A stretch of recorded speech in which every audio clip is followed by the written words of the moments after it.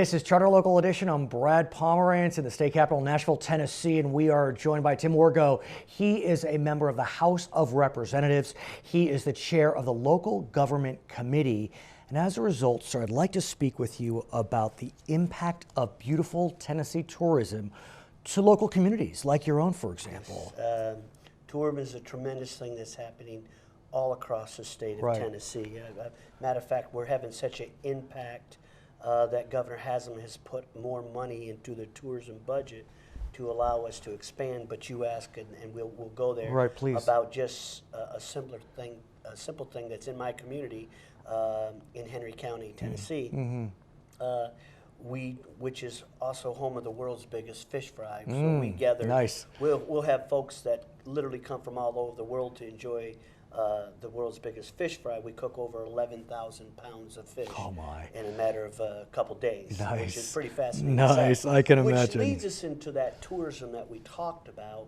Our county has embraced such things as fishing tournaments because we're there along the Tennessee River and home of Kentucky Lake. Right. A massive body of water. Some would dare say that it's one of the largest built man-made lakes in the country. So what our Chamber of Commerce has teamed up and take some local monies and some lake tourism dollars, and we have built upon that to attract fishermen from all over the state, the country. We've even had some foreign events there as well. So they come and they fish our lakes and enjoy it, which leads us into the tourism. How much impact, because that's becoming, the financial impact that has in our community is tremendous. And let's talk about that because, look, in the final analysis, local governments need to derive revenue from somewhere. And it can be easy to look towards tourism as one way to derive that revenue.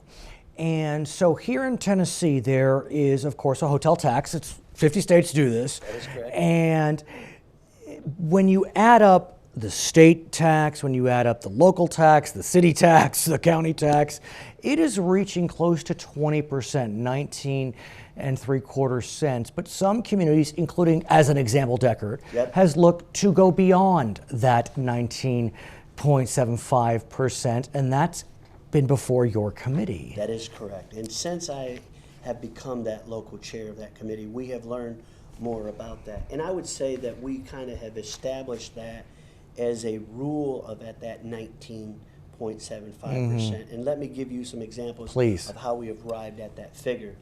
We know that the state of Tennessee already has its 9.75% sales tax. So there, that's your base right there. It was passed numerous years ago that it was allowed that the local governments could put a hotel motel tax onto the communities as a way to generate some revenue for their county. So what happened was the counties got together and the county association, the mayor said, hey, we need to beat everybody to the punchline. So most all the counties went out and implemented this 5% tax. Well, as time would have it and as we move along, the cities were saying, well, you know what? Most all of these hotels are located within our city limits. We should be allowed to have the 5% tax as well. So as legislation would have it, some of the guys said, you know what, it's a local decision, let's leave the locals to. Because after all, when people travel, I don't know about you or I, up till about 2 years ago, I never looked at my hotel bill and said, how much is the hotel motel tax? We don't look. We just say, well, we're going to be charged $109 tonight. We get our bill and it says it's $149 at the end. We said, what happened to $109? And then we realize that there's parking, that there's state tax, that there's this tax, a convenience fee, and a hotel motel tax.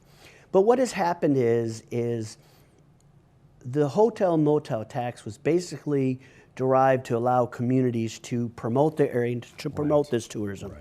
But what has become is the more that the avenues are shut off for revenue generators, people said, I know, we'll implement some more hotel motel tax. Especially since it doesn't impact our constituents per se. Exactly. Let the out-of-towners buy or build our new school or build our courthouse or whatever. So it's been implemented. But now along comes the city of Deckard and says, hey, we want to take advantage of this. It's just more revenue that can go to our general fund. We're really not sure what we want to do with the money, but we know that we need the money. And we say, time out. Right. Let's put some brakes on. So the fear of the committee and of the chairman was at that time, if we are not willing to put a skid brake on this thing, we could be facing 24, 25, 26% hotel motel taxes combined together. Right, because Deckard was heading towards over 21 I believe, cents. Exactly. I think it was going to put them closer to the 22 cents, Right. but we won't fuss over a penny or two. But it's going beyond the threshold. So I think, and we are looking at that legislation now to possibly bring this next year, that we will come in and that 19.75, that's going to become a cap. Right, because as I understand it, what happened this year is essentially by declining to allow Deckard and others to move forward, there's kind of an informal ceiling of 19.75. Exactly. But you're looking to codify it. Exactly. That's exactly what we're doing. And now you will have some instances where some of the counties are partnering with the city. I believe it's Bradley County right now is partnering with the city of Cleveland, I believe. Okay. And they said, you know what? We're willing to add 2 cents onto the hotel motel tax, but it's going to be in conjunction with the county.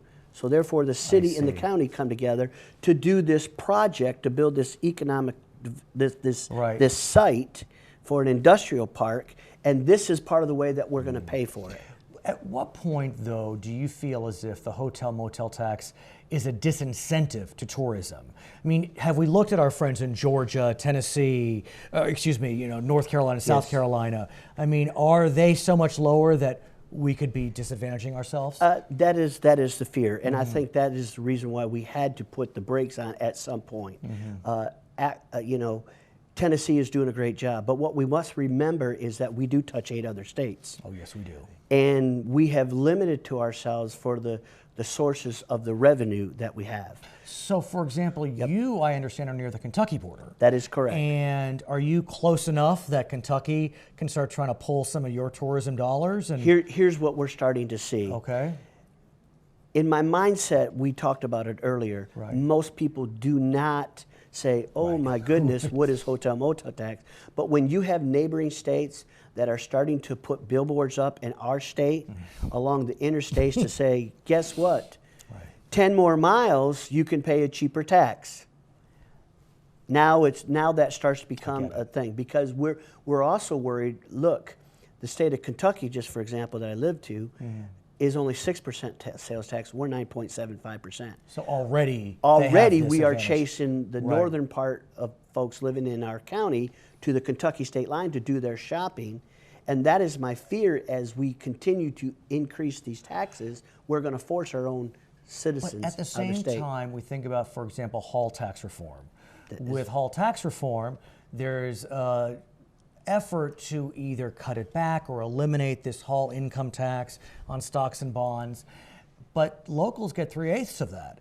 That is correct. So if reform is passed and locals aren't made whole either through a hold harmless or ability to vote for themselves for the hall income tax within their region, it gets even harder for locals to raise money. We often laugh and we talk about unfunded mandates from Washington down to the state. You're looking at a guy that served on the county commissioners for several years and on the budget committee as well. So I'm very conscious of exactly what you're talking about. So I'm very reluctant to pass along bills that is going to have a unfunded mandates to the local. Let's talk about that hall tax, for example. I think that is something that we need to repeal and we need to work on. There's a bill that was working its way through the committees this year to do away with the hall tax, but what it allowed was that same percentage that the locals are now getting for the locals to implement that locally. And when you come back, we'll talk more about it. Got it. He's Tim Wirgau. I'm Brad Pomerance, Charter Local Edition.